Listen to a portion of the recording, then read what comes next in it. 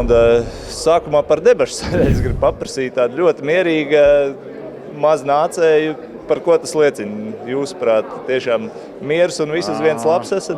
Pirmkārtām es pateicos kolēģiem par darbu, un es gribētu teikt, ka mēs arī iepriekšējā gadā regulāri tiekamies, regulāri komunicējam un regulāri aktualizējam visus jautājumus. Un tā, manuprāt, regulārās tikšanās un vienam ar otru apmainoties ar domām arī ir šis vienprātības pamatā. Ir jākomunicē ar sporta federācijām, jāizprot viņu problēmas, jāsaprot, ko darīt uz nākamajiem periodiem.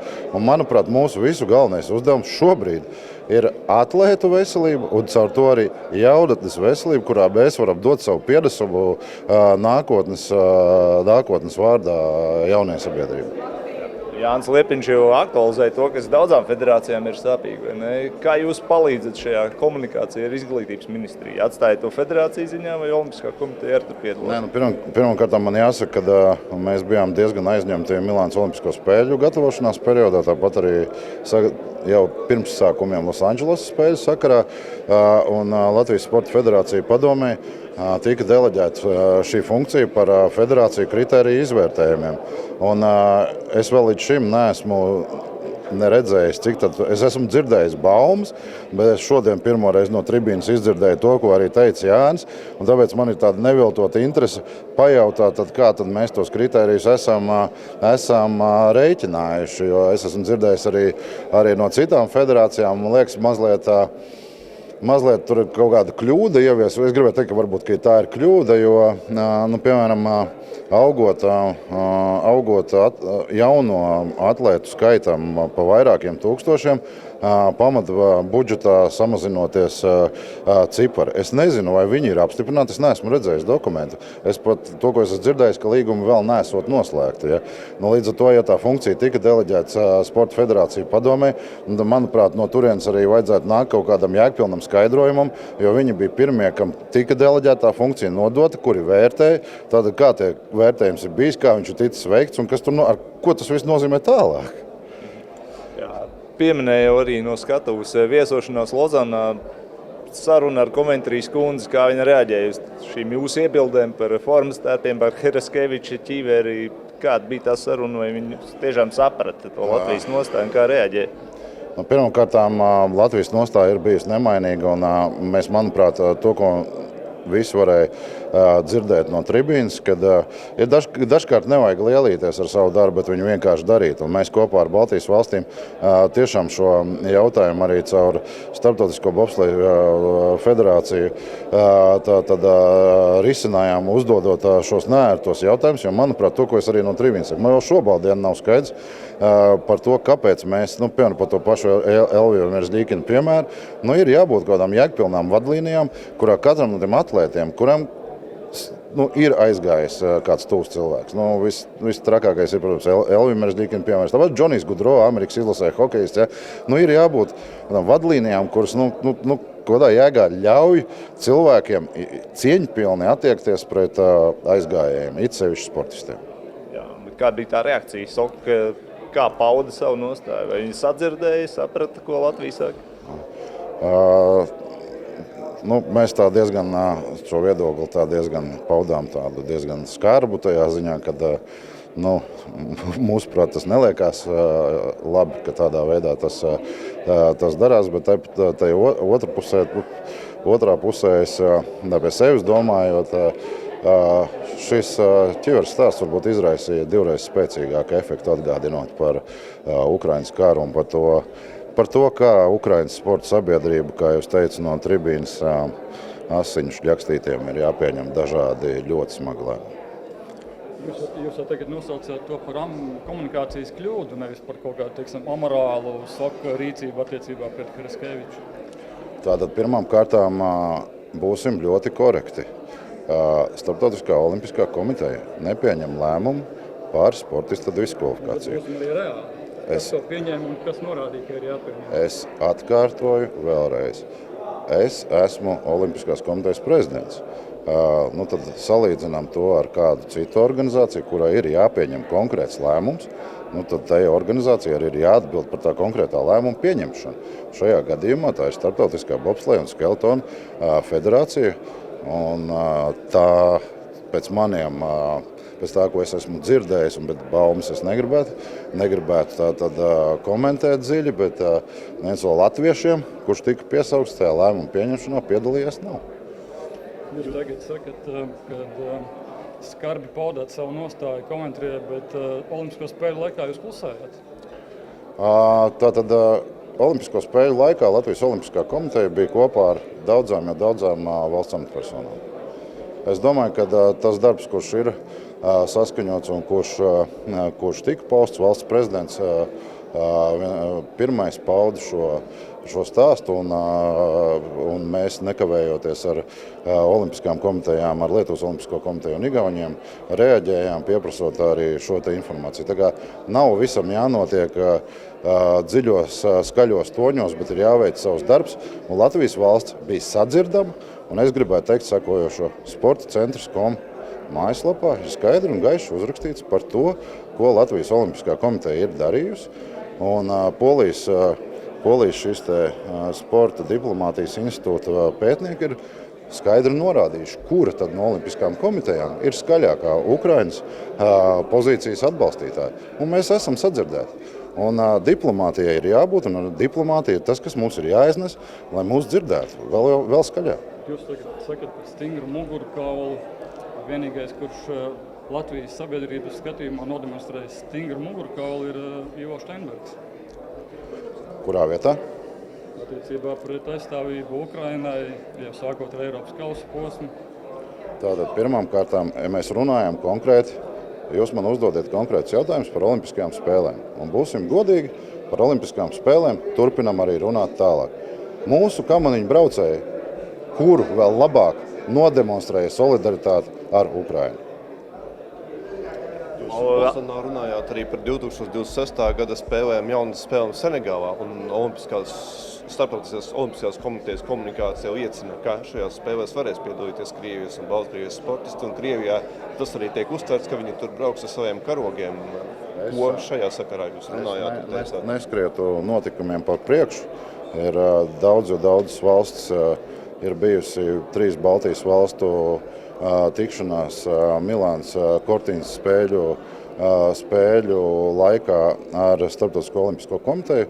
Šajās sarunās mūs pārstāvēja ģenerālsekretārs, lai es nekļūdītos kādā no tēzēm, tad lūdzu uzdot jautājumu pirmavotam, kas ir Olimpiskās komitejas ģenerālsekretārs. 2031. gadā Liepājā plānots uzņemts Eiropas jaunas spēles, vai ir garantija, ka tur nebūs šo Krievijas sportistu? Jā, tā ir 5 gadu tālu nākotne, bet tomēr.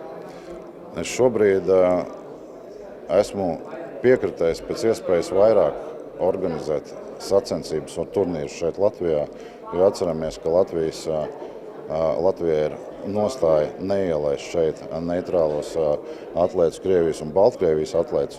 Organizējam daudz vairāk turnīrus, vedam viņus šurp, un es uzskatu, ka tādā veidā mēs daudz vairāk panāksim nekā vienkārši sēžot malā. Budžets arī tika demonstrēts uz ekrāna. Tiešām tas ir bez deficīta, kā tika pateikts, un cik apmierināti esat? Vai tas sponsoru devums ir pienācīgs un vai ar to budžetu pietiekams? Mēs vienmēr var teikt, ka sportam naudas vajag vairāk, un es tiešām redzu šo sporta fondu kā tādu labu pakāpienu, taiskaitā arī ziedotājiem.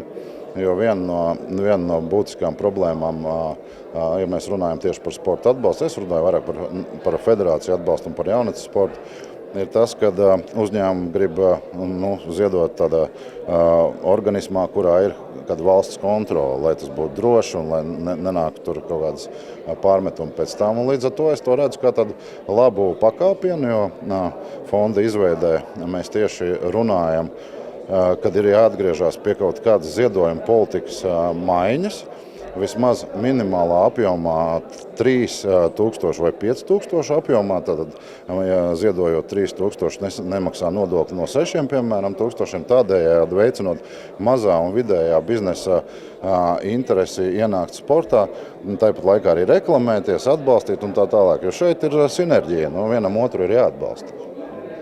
Coventry paudusi siltus atbalstošus izteikumus Krievijas sportistu atgriešanai sacensībās. Putins ir paudis siltus izteikumus par Coventrijas jau sākot ar ievēlēšanu pirms gada.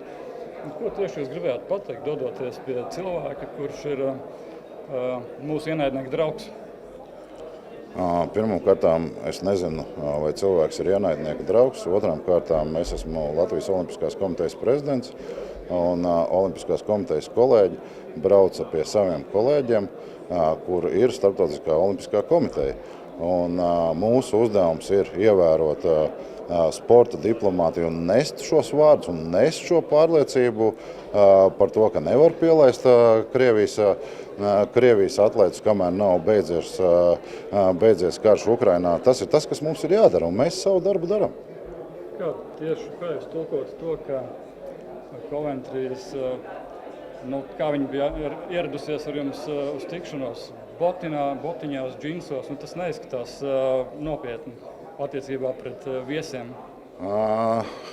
Es negribu komentēt katru cilvēka dreskotu, bet sportā reizēm ir pieņemts ierasties arī dažādā citāda veida apģērbā. Tā kā es nevērtēju cilvēku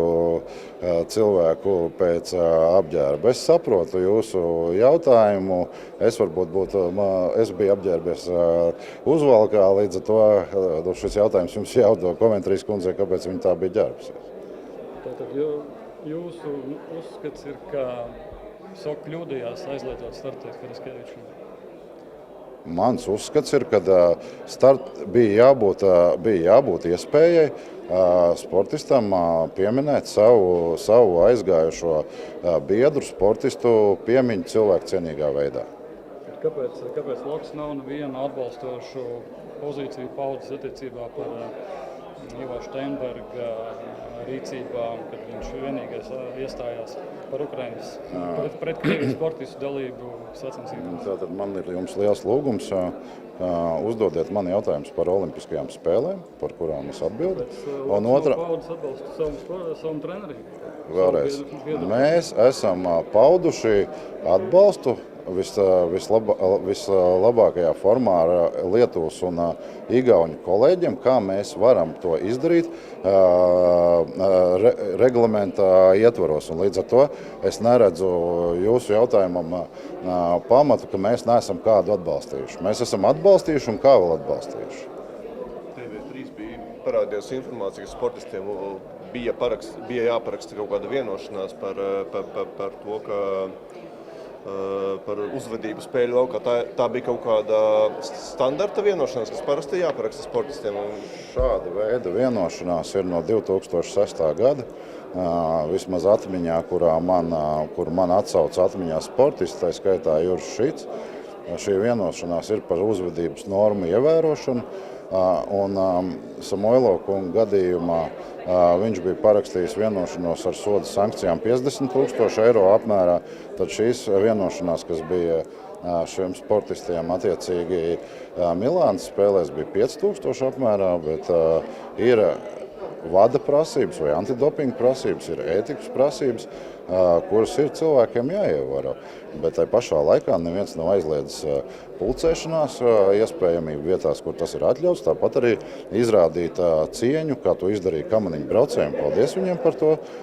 Attiecīgi izrādot cieņu Ukraiņas skeltonistam. Sportisti varēja brīvi paust savu nostāju attiecībā uz Ukrainas-Krievijas jautājumiem, nebaidoties, ka viņam kaut kādas soda sankcijas būs. Kurā vietā tādas sankcijas tika piemērotas? Tieši par šo papīru, kas bija jāparaksta. Jūs arī neko faktiski ķiberpacēltas ir viss, izņemot Steinbergu. Jūs uzdodiet diezgan tādu nekorektu jautājumu, jo es jums skaidri un gaiši. Sportisti varēja paust savu atbalstu Sportisti varēja. Nebaidoties par soda sankcijām? Protams, ka varēja. Kur ir piemērotas soda sankcijas Latvijas kalniņu braucējiem? Parādiet piemēru. Protams, ka varēja. Latvijas.